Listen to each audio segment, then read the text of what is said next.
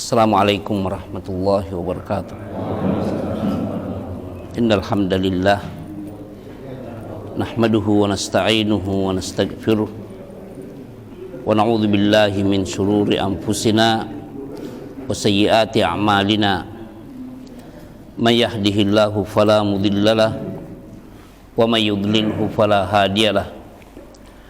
Wa ashhadu an la ilaha illallah wahdahu la syarikalah wa ashhadu anna Muhammadan abduhu wa rasuluh. Amma ba'd.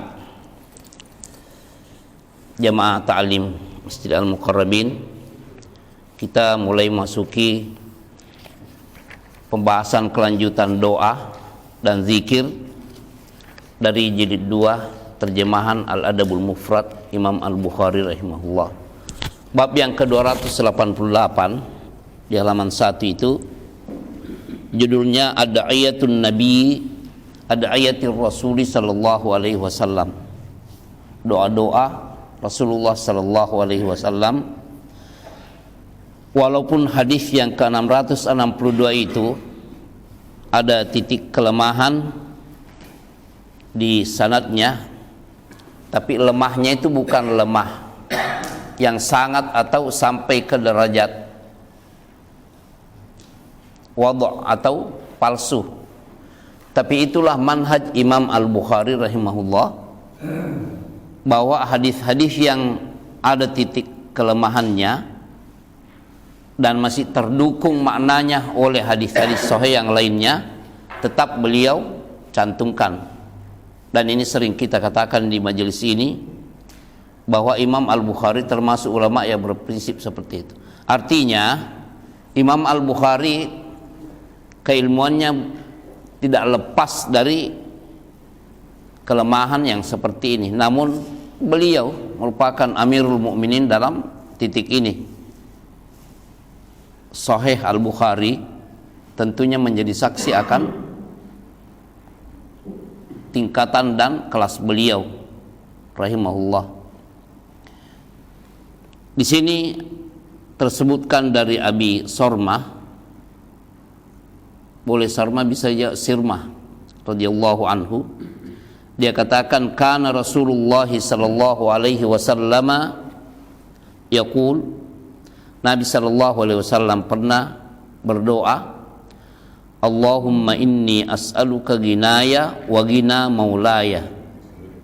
Jadi ada dulu itu penyebab asbabul mualat, itu ada mualat.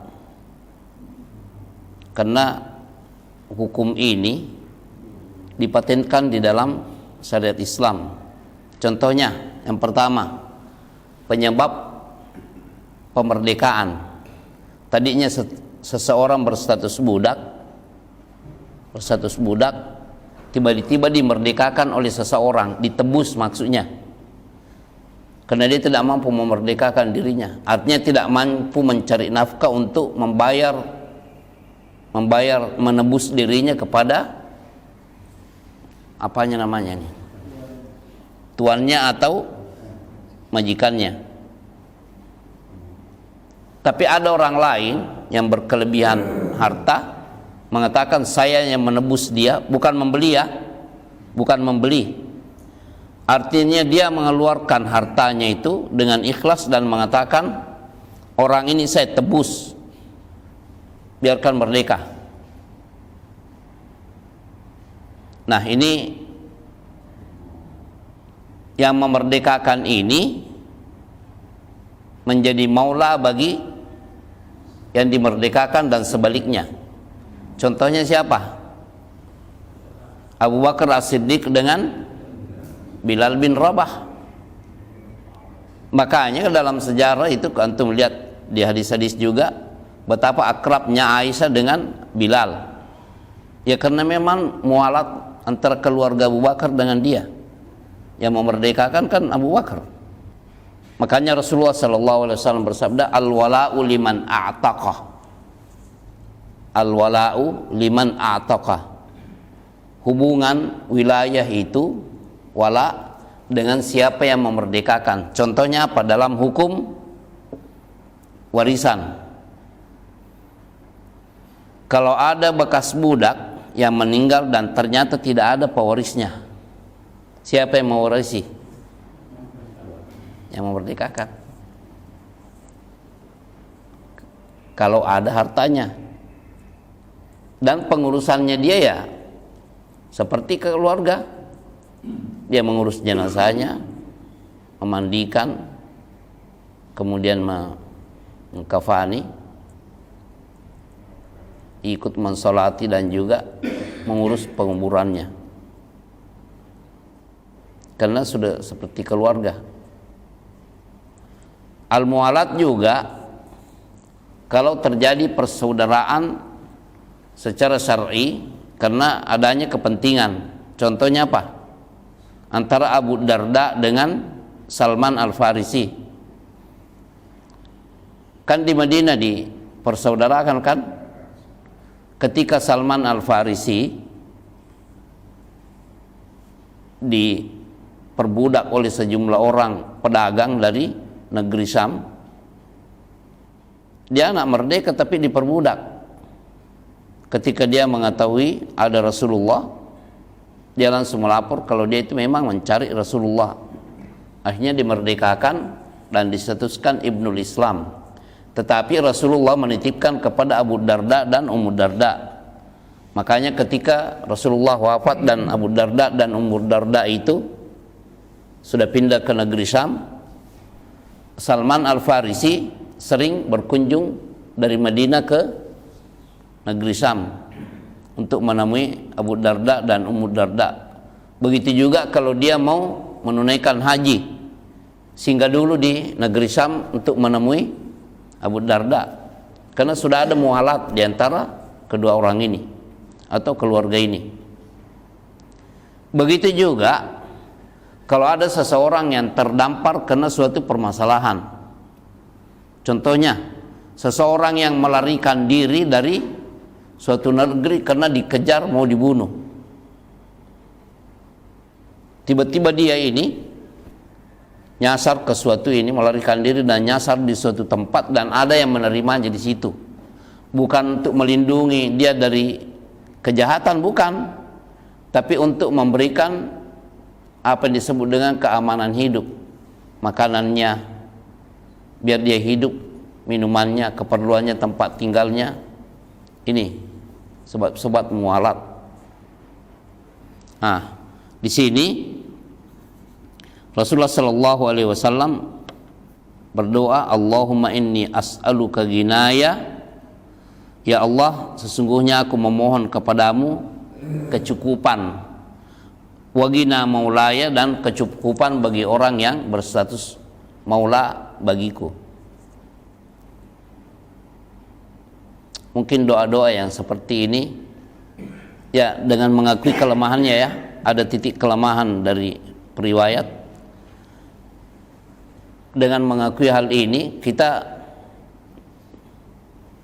bisa mengetahui dengan dukungan makna hadis-hadis yang lain bahwa Rasulullah mencontohkan berdoa untuk diri beliau dan untuk orang lain. Nah, itu mungkin di jilid 1 masih ingin mengingat betapa Abu Hurairah radhiyallahu anhu berusaha sedapat mungkin untuk mendoakan ibunya ketika ibunya berkali-kali diajak supaya masuk Islam tapi tetap tidak mau. Dia tidak putus asa. Akhirnya pergi kepada Rasulullah Sallallahu Alaihi Wasallam dan meminta didoakan agar mau masuk Islam. Belum sampai di rumah, ketika pulang ibunya sudah menyatakan masuk Islam, dan ketika datang Abu Hurairah, ibunya langsung mengatakan, wahai Abu Hurairah, saya sudah menyatakan, saya sudah bersahadat. Dan ini menunjukkan betapa doa itu berstatus silahul mukmin, senjata bagi setiap mukmin. Makanya begini, sejumlah guru kami itu ya memang orang-orang spesialis dalam hal fikih dan usul fikih, Mereka mengatakan, usahakan kalian beradab dalam hidup ini. Setiap kali kalian keluar, usahakan dalam berstatus suci. Kalau mau keluar berwudu. Untuk apa berwudu? Jadi kalau tiba-tiba ada orang yang Anda melewati masjid atau musalla atau tempat lain yang tiba-tiba di situ orang akan melakukan sholat jenazah, ya sudah, Anda ini ikut sholat jenazah di situ tanpa menanyakan ini yang meninggal ini siapa. Karena misi hidup kita itu bukan hanya untuk keselamatan diri kita, tetapi ada ukhuwah imaniyah, innamal mu'minuna ikhwah. Jangan tanyakan apakah orang ini mengaji atau tidak, apakah ini. Yang penting antum mengatakan bahwa yang mau disolati ini adalah seorang muslim. Tapi bagaimana menurut antum kalau prinsip ini disikapi dengan sikap setengah-setengahan? Contohnya, dia sendiri belum hafal satu pun di antara 4 doa setelah takbir ketiga. Apakah semangat ini bisa dilaksanakan? Tidak terpenuhi. Masa cuma mau ikut ini seperti orang yang setor muka, saya juga ikut sholat jenazah, tapi dia tidak hafal doa yang kan Rasulullah bersabda, sallu wa sallu kama ra'aitumuni. Anak tidak bisa bayangkan itu. Kalau orang mau berdoa dalam sholat jenazah, sebelum takbir kan sudah di saf, sudah ini ya, calon imamnya itu baru mau ngaduk. Nanti setelah takbir pertama itu membaca Fatihah. Mungkin ini bisa ya. Setelah takbir kedua selawat kepada Nabi. Karena ketika tahiyat ada selawat, mungkin salat biasa ya. Tapi setelah takbir ketiga ini yang menjadi masalah. Apa iya secepat itu dia mampu menghafal? Kalaupun imam mengatakan bacaannya ini Allahumma ghfirli hayyina wa mayyitina dan seterusnya, baru mau ini. Dan terkadang ada calon imam yang mengatakan kalau tidak hafal ya sudah, Anda berdoa semau-mau kalian. Lah kok semau-mau kalian? Bukankah Rasulullah sallallahu alaihi wasallam bersabda, wasallu kama ra'aitumuni? Semua lafaz-lafaz doa, 4 doa yang teriwayatkan tentang doa setelah takbir ketiga itu semuanya dari Nabi sallallahu alaihi wasallam. Nabi yang mengajarkan. Bagaimana mau mengatakan sesuai dengan ini Anda? Artinya bukan meniadakan pahala, keinginan untuk mendoakan dan ikut sholat, tetapi kesempurnaan pelaksanaan itu, atau kita katakan secara ideal itu tidak memenuhi syarat karena ada yang tertinggalkan di sini. Ya beda kalau kita sebagai makmum di sholat biasa kan kalau sudah membaca surat Al-Fatihah kan sudah kan, hafalan ayat setelah itu imamnya mau hafal 30 juz atau cuma juz 30 itu tidak pengaruh bagi kita. Yang penting kita sudah baca Al-Fatihah. Nah ini hal-hal yang perlu kita sikapi secara cermat dalam kehidupan kita, karena kita juga menginginkan jenazah kita kalau kita meninggal dunia, dan pasti meninggal dunia, kita menginginkan itu jenazah kita itu disolati oleh orang yang mumpuni dalam hal sholat jenazah, bukan tipe-tipe orang yang datang setor muka. Karena ini masalah ibadah. Saya tegaskan permasalahan ini karena di sekian daurah jenazah itu saya sudah katakan, usahakan komplitkan dengan hafalan, karena kalau secara kedarin saya sudah ikut daurah sekian kali, merasa pede kalau ada yang meninggal dunia untuk ikut sholat jenazah. Tapi kalau diuji belum tentu ini, harus ini jujur dalam hal ini untuk ya, kalau tidak mampu Tidak usah malu-malu mendatangkan ini kertas untuk ini. Sambil, karena para ulama juga kan ada membolehkan sambil baca Quran kan, ketika sholat tarawih khususnya. Ya sudah, kalau memang belum hafal doa setelah takbir ketiga itu tidak usah malu-malu bawa kertas begini, untuk memaksimalkan usaha kita.